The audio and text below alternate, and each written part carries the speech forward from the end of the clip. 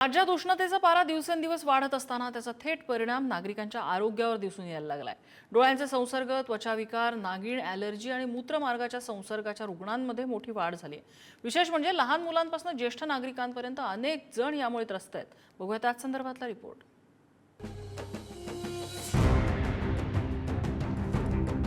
राज्यात कडक उन्हाचा तडाखा दिवसेंदिवस वाढत असून त्याचा परिणाम आता नागरिकांच्या आरोग्यावरही होऊ लागला आहे। उष्णतेमुळे संसर्गजन्य आणि ॲलर्जीजन्य आजारांचे प्रमाण मोठ्या प्रमाणात वाढले आहे। मागील वर्षाच्या तुलनेत यंदा आजाराची लक्षणे अधिक तीव्र स्वरूपात दिसत असून उपचारासाठी रुग्णालयामध्ये गर्दी वाढत आहे।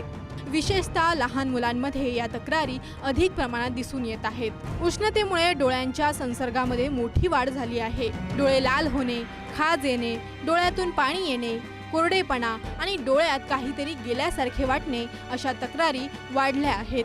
कंजक्टिव्हायटिस किंवा पिंक आय म्हणून ओळखला जाणारा हा संसर्ग वेगाने पसरत असल्याचं डॉक्टरांनी सांगितलं आहे। धूळ, प्रदूषण, उष्णतेची लाट आणि सतत स्क्रीन समोर राहणं यामुळे डोळ्यांचे आजार वाढत असल्याचं नेत्ररोग तज्ज्ञांनी स्पष्ट केलं आहे। काही रुग्णांमध्ये सकाळी डोळे चिकटल्यासारखे वाटणे आणि सूज येण्याच्या तक्रारी वाढल्या आहेत। प्रचंड घाम येणं किंवा डोळे चुरचुरणं, काही स्किनचे आजार आहेत, जसे काही खाज येते किंवा काही लोकांना ज्यांना त्वचा विकार असतो त्यांचे ह्या त्वचा विकाराचं प्रमाण या दिवसांमध्ये अतिशय वाढलं जातं। त्यानुसार काही लोकांना डिहायड्रेशन सारखे त्रास होतात आणि त्यामुळे उलट्या, मळमळ, काहींना ताप येतो, डोकं दुखतं, चक्कर येते आणि जेव्हा काही खूप उष्माघातासारखे विकार होतात तेव्हा तर तातडीने वैद्यकीय सुविधा त्यांना पुरवावी लागते। कडक उन्हामुळे त्वचा विकारांच्या तक्रारींमध्येही वाढ झाली आहे। हात, पाय, मान आणि पाठीवर पुरळ, लाल चट्टे, खाज आणि ॲलर्जीच्या समस्या वाढत असल्याचं डॉक्टरांनी सांगितलं आहे। सतत येणारा घाम, तीव्र सूर्यप्रकाश आणि वाढतं प्रदूषण यामुळे त्वचेचे विकार अधिक तीव्र होत आहेत। यासोबतच नागीण किंवा शिंगलस या विषाणूजन्य आजाराचाही प्रादुर्भाव वाढताना दिसत आहे। हा आजार अत्यंत वेदनादायी असून वेळेत उपचार न घेतल्यास गंभीर गुंतागुंत निर्माण होऊ शकते। त्वचा विकार तज्ज्ञांच्या मते घरगुती उपाय किंवा पावडर वापरण्याऐवजी योग्य वैद्यकीय उपचार घेणं आवश्यक आहे। उष्णतेमुळे शरीरातील पाण्याचे प्रमाण कमी होत असल्याने मूत्रमार्गाच्या संसर्गाच्या तक्रारींमध्ये वाढ झाली आहे।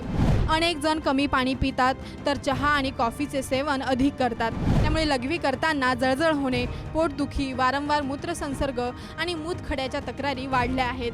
पाणी भरपूर प्यायला हवं। सगळ्यांनी सतत पाणी पित राहा आणि ज्यांना शक्य असेल त्यांनी लिंबू पाणी घ्या, काकडीचं सेवन करा, नारळ पाणी प्या। नंतर जेव्हा काही एखाद्याला आपल्याला दिसतं की खूप काही चक्कर वगैरे येते आहे तेव्हा त्याच्या अंगावरती पाणी शिंपडायला हवं। कपाळावरती किंवा अंगावरती, पोटावरती थंड पाण्याच्या पट्ट्या ठेवल्या पाहिजे। ज्यांना शक्य आहे त्यांना सावलीत घेऊन जावं। बाहेर घरातून पडताना डोक्यावरती टोपी, ओढणी किंवा काही ना काही कव्हर असलं पाहिजे। शक्यतो सैल, सुती कपडे आपण वापरले पाहिजेत।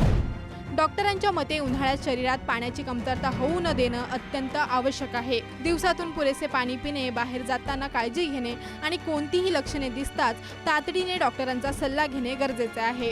उन्हाचा वाढता तडाखा आता केवळ तापमानापुरता मर्यादित राहिलेला नाही तर तो नागरिकांच्या आरोग्यासाठीही मोठं आव्हान बनत चाललेलं आहे। त्यामुळे योग्य काळजी घेणं आणि वेळेत उपचार करणं हीच सध्या सर्वात मोठी गरज बनली आहे। Bureau report, Pudhari news. Thank you.